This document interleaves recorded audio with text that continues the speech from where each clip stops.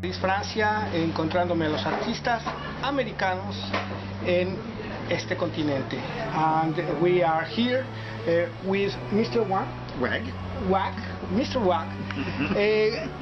What kind of art and what can you tell us about your work here in Paris?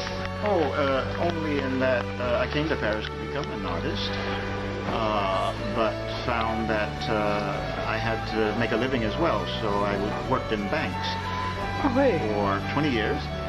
I painted in the evenings, drawing, designing in the evenings, but mostly worked in banks until for about 20 years, and then started training bankers, and I still do that today in order to pay the rent.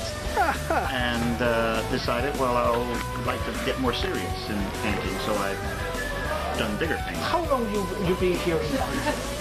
42 years, since 1972. Oh, yeah. Your half-life you spent here in Paris. Okay. One of the most beautiful cities in the world. You see, I still love it. And hopefully one day I'll just be painting only. That's what I enjoy now. How you get this exposition? Well, it was first of all, last year I came by here and I stopped and asked a person exposing, and I said, how do you show your paintings here? And he said, oh, you have to be sponsored by a gallery. And so I kind of gave up. Until this year, early this year, I saw an article in an art magazine that said if you just send a request, and you pay, of course, you would... it's hard to get in the artwork. Right, oh, definitely. Although I've been very lucky. For the last 2 years, I've shown in several galleries. One gallery here 4 times. It's called Gallery Tuileries, or Torigny. It's like next to the Picasso Museum. And I've shown in a restaurant in back by the Hotel de Ville. And I've shown in London briefly. And then I am permanently in New York in a gallery called Carré d'Artistes.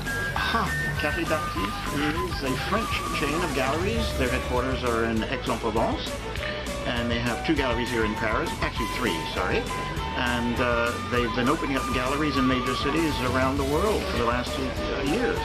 Oh, Mr. Wag, about the color in your work, what can you tell us about? Well, I love colors, that's all. And the stripes or the tubes or whatever is just a pretext to put color together. I usually will do a series using the same kind of design, so that eventually I can choose which one I like, and then also show them together if it works, if the colors work. It's pure color, that's all. So I'm not trying to say anything, except I've been putting these water drops on them, and people tend to like that.